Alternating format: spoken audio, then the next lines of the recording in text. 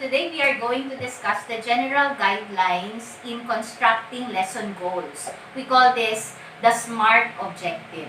What is S.M.A.R.T? S.M.A.R.T stands for specific, measurable, attainable, realistic, and time-bounded. In the construction of lesson objective, it should always be that every detail of it is smart. Okay, so what is specific in the mnemonics SMART? Letter S, specific, means that in constructing the lesson plan, it should be that the students know what task is to be performed. Dapat alam ng mga estudyante specifically kung ano yung dapat nilang gawin o kung ano yung hinihingi sa kanila. Even the topics na kailangan nilang i-perform, dapat specifically nandoon sa objective mo. Ibig sabihin, kung may performance task requirement, dapat nandoon sa objective. Hindi na mag-iisip ang estudyante, ano kaya ang i-recite namin? Ano kaya ang sasayawin namin? Siyempre, in constructing objectives, lagi nating prelude yung at the end of the lesson, students should be able to, ano yung to na yon? So, for instance, the objective is to recite the poem, Bright Child. So, at this point, or in this objective, you have a measurable verb, and at the same time, there is a specific poem that they need to memorize and recite. So, meaning, if a student would ask, what should I memorize? What should I recite? The student would be able to clearly understand that what they need to recite is the poem, Bright Child.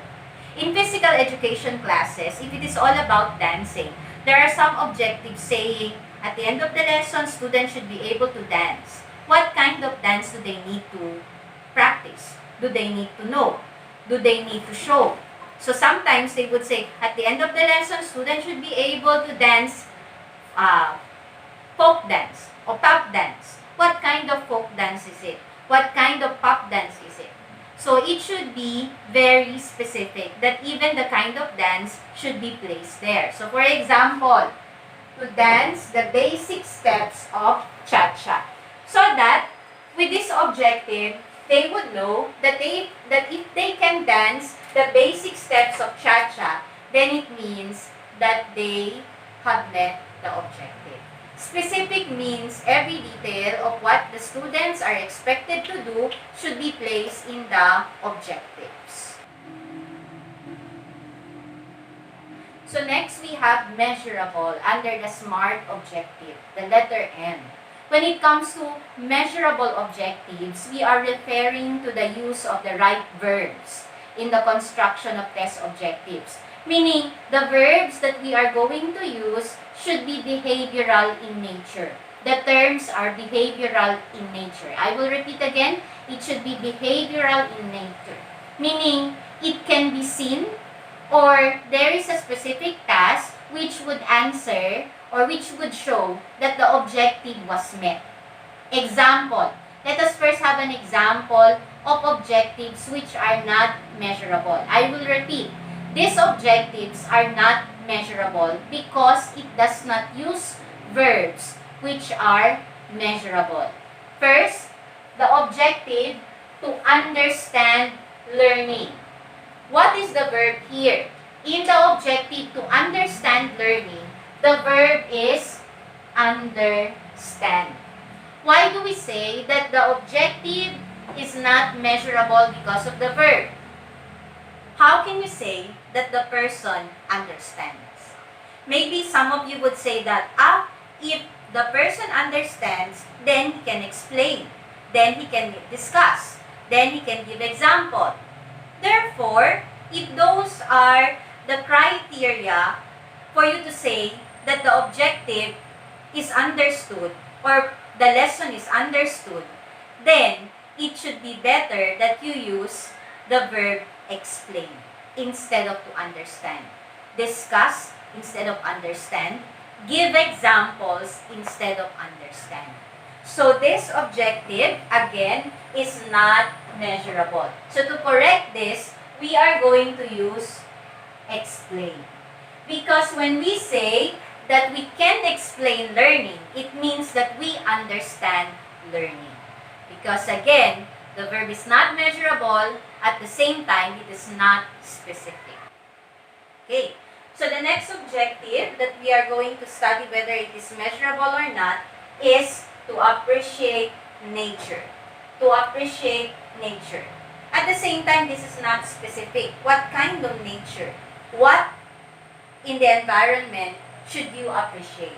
But first, let us talk about the verb appreciate. Why is it not measurable? Actually, maraming mga teachers ang gumagamit ng word na appreciate sa lesson objectives nila. Actually, pwede naman eh. Kaya lang, kinakailangan, bago mo gamitin yung word na appreciate, may specific na performance task na nakakabit doon sa objective mo para maging measurable siya. Pero kung sasabihin mo lang na to appreciate nature, hindi po pwede. Kasi ang tanong doon, paano maipapakita ng estudyante na na-appreciate nila ang nature? So, hindi mo alam kung paano ito i-measure.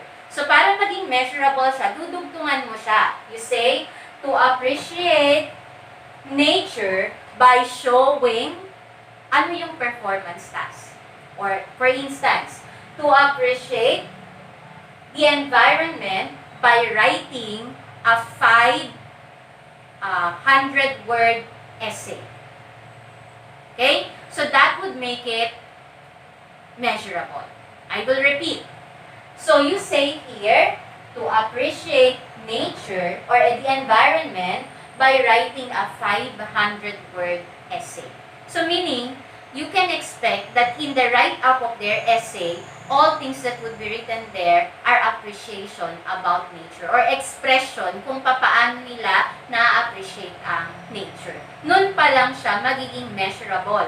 Kasi ang measurability naka-attach doon sa ginawang essay. Doon makikita by saying positive things and the advantages of a good environment or ano yung mga naitutulong ng nature o ng environment sa buhay ng tao. That will make it measurable. And the last example here is to know nouns. Of course, the verb here is know. Now the question again is this. How can you say that the students know? Siguro mag-iisip ka pa. O yung iba, magsasabi ulit na, if the student knows, then they can define, they can state, they can list down, they can enumerate. Kasi ang knowing ay recalling lang ng information.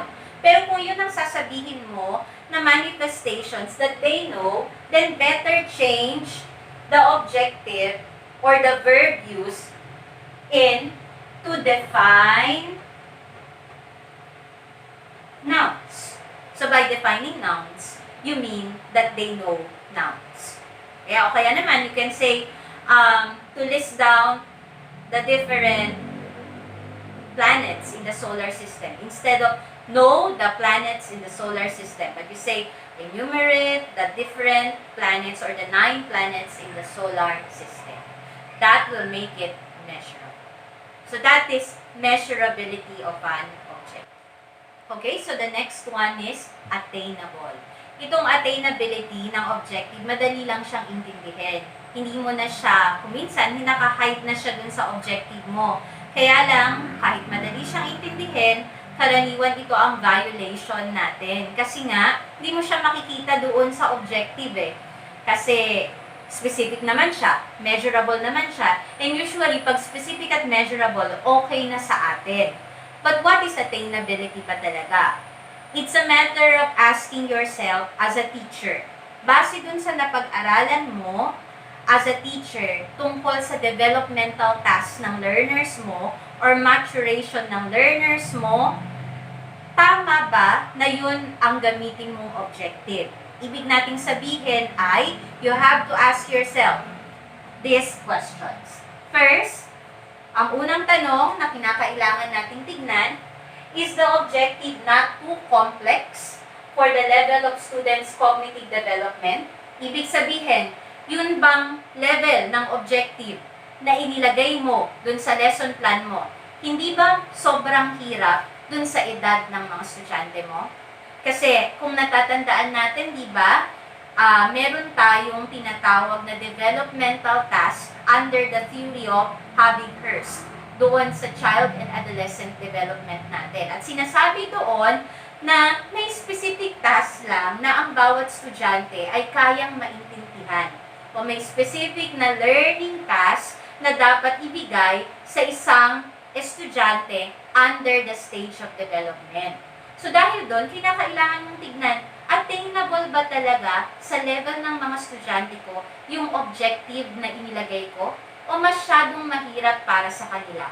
Dahil hindi pa nila naaaral yung mga prerequisite skills o yung mga prerequisite knowledge na dapat nilang pag-aralan para ma-attain nila yung objective na meron ako. So, ang pangalawang bagay na kinakailangan ng itanong natin is the objective suited to their developmental task. Ang objective ba na ginagamit natin o na ibibigay natin o ilalagay natin sa lesson plan natin, suited ba talaga sa developmental task niya? So, dalawang bagay ang kailangan natin tignan. Is it not too complex or too easy? Ulitin natin hindi ba sobrang hirap o hindi ba sobrang dali ng objective mo? At pangalawa, ito ba ay naaayon sa developmental task ng mga estudyante? Magbigay tayo ng halimbawa. If you're dealing with grade 2 pupils or grade 2 learners, you know that for grade 2 learners, they can only solve simple mathematical problems, addition and subtraction. Now, if your objective is for them to solve complex mathematical problems like division, and there are 4 digits or there are 3 digits, dapat alam mo na hindi attainable para sa kanila yon. Bakit? Dahil hindi pa handa yung maturity level nila o yung developmental task nila to solve such complex problems. At ganoon din naman sa high school. You cannot expect them to solve higher mathematical problems kung wala pa silang prerequisite knowledge doon sa skill na tina-target mo. So kapag gagawa tayo ng objectives, babalikan natin yung developmental task ng mga estudyante para ma-check natin mabuti kung kaya na ba nila talaga yung skill na yun. Minsan ikakatwiran ng mga teacher, bakit nasa book kung hindi pa naman pala kaya? Nandun sa libro kinakailangan na gamitin natin yon. So dun tayo babalik dun sa tinatawag na formative test. So, siguro, tatanungin ninyo, bakit hindi ilalagay yung objective na yon? Topic ito sa book Bakit? Syempre, kung nandito sa libro, sigurado attainable na yon para sa age level nila. Doon natin ginagamit yung tinatawag natin na diagnostic testing. Na siguro sa mga susunod na lessons natin, i-discuss natin dito sa Edu Central kung ano yung diagnostic testing. Ibig lang natin sabihin doon, kinakailangan siguro na i-check natin kung talaga bang naaral na nila yung prerequisite skills ng mga task na yon para masigurado natin that they can really perform the new task. Ulitin ko, dapat yung mga prerequisite knowledge doon sa lesson target mo ay naaral ng mga estudyante mo, alam mo na naituro na yon, alam mo na natutunan na nila yon, so that you can say that your objective is really attainable at their age level. Okay, so now we move with letter R, realistic. Kailan mo sasabihin na ang objective ay realistic? Madali lang din itong intindihin, no? Ang difference ng attainable at realistic ay ito. Ang attainability nandoon sa complexity ng task na dapat nafa-follow natin yung maturation ng mga estudyante natin. Ibig sabihin nun, nasa level ng maturity nila yung lesson objective na gagamitin natin. Ano naman ang realistic? Sasabihin natin na ang objective natin ay realistic dahil ito ay nanggagaling sa external factors. Bitin ko, pag realistic, external ang factor. Kapag attainable, internal ang factor. Meaning, internal sa learner ninyo. Ang realistic, external sa learner ninyo. External din sa'yo. Ano ba yung sinasabi natin na realistic objective? Ang objective ay realistic kapag ito ay economical, kapag ito ay practical. Anong ibig sabihin nun? For example, you want your students to differentiate living and non-living organisms or to identify living and non-living organisms, pero gusto mong magpa-field trip. At gusto mo, i-identify nila yung living at non-living organisms sa Manila Ocean Park. So, medyo exaggerated yung example natin, pero minsan requirement din ito sa mga field trips. So, para sa isang public school teacher, actually, hindi realistic yung objective. Bakit? Kasi hindi lahat ng estudyante mo ay makakapunta sa Manila Ocean Park para dun nila i-identify ang living at non-living organism. Not unless may kakayanan talaga ang lahat ng estudyante mo. Hindi ko naman sinasabi na hindi practical yon or hindi realistic para sa lahat ng teacher. Kasi may mga pagkakataon naman na magiging realistic din siya kung may kakayahan ang lahat ng estudyante na pumunta doon sa Manila Ocean Park, ma-identify nila doon yung mga living organisms na present doon. But for some, it is not realistic. Bakit? Hindi siya economical. Okay? Another example is when there is no available resources. Kulang ang resources sa eskwelahan. For example, you want your students na magkaroon ng hands-on activity one-on-one. Okay? So meaning, ang ratio na gusto mo ay isang computer sa isang estudyante. But it is quite impossible because there are only 10 computers in the school, tapos ang section mo ay 50 students.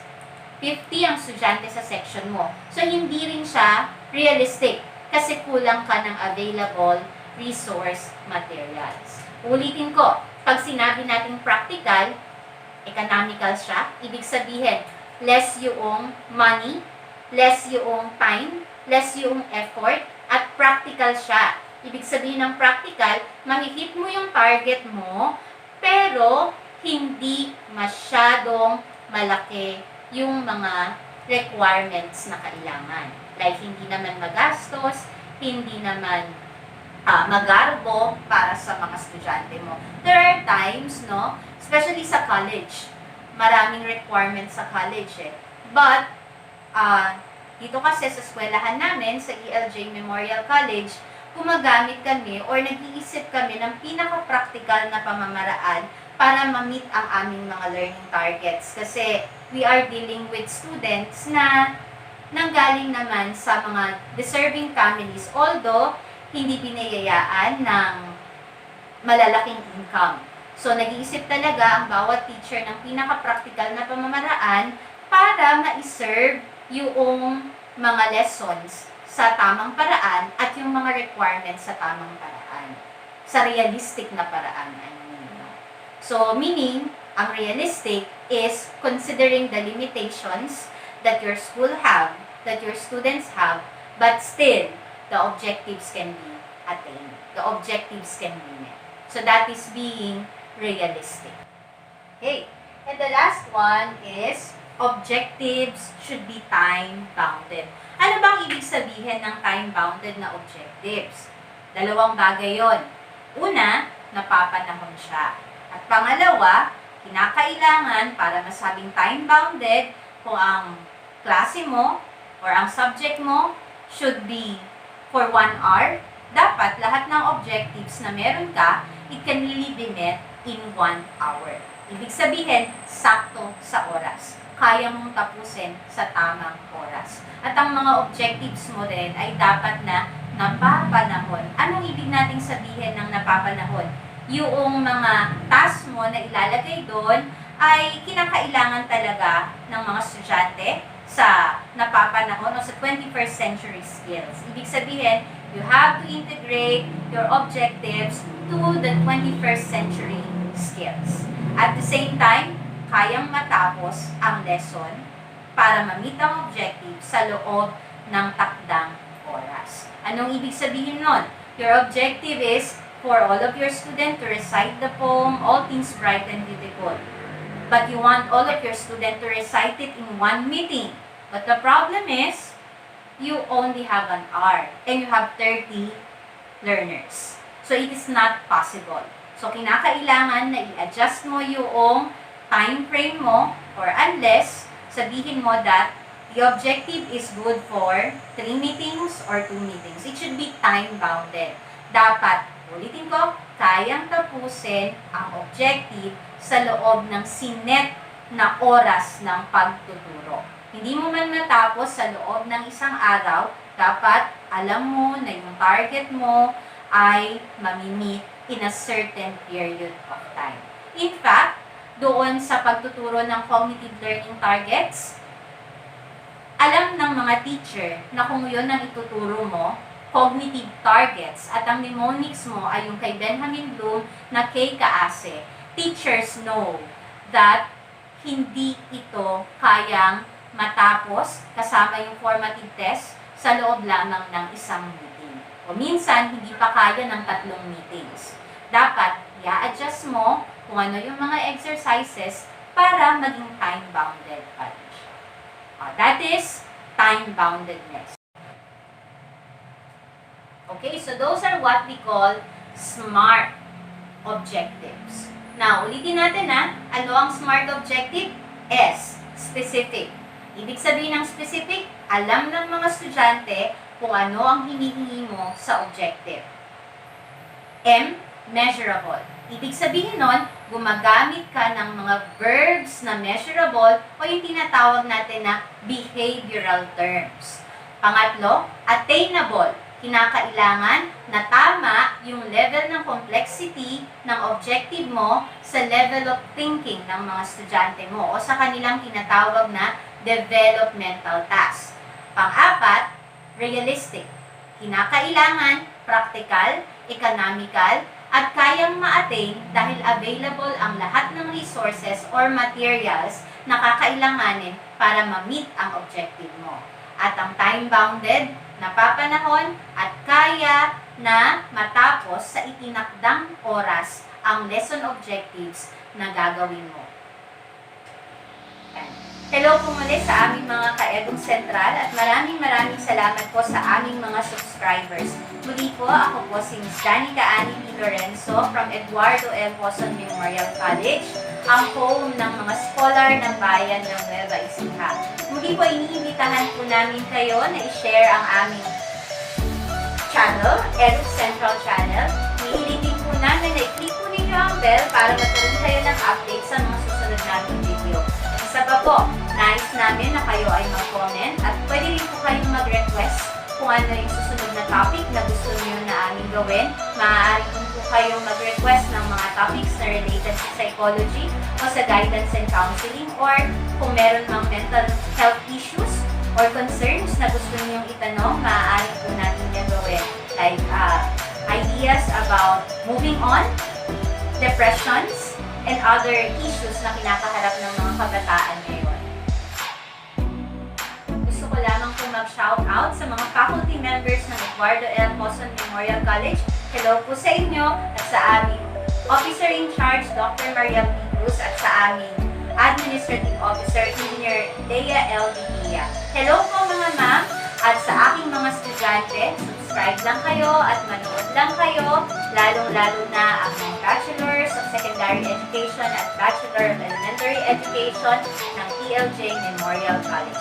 Thank you very much for viewing and subscribing. Just click here sa Eduk Central. Thank you so much!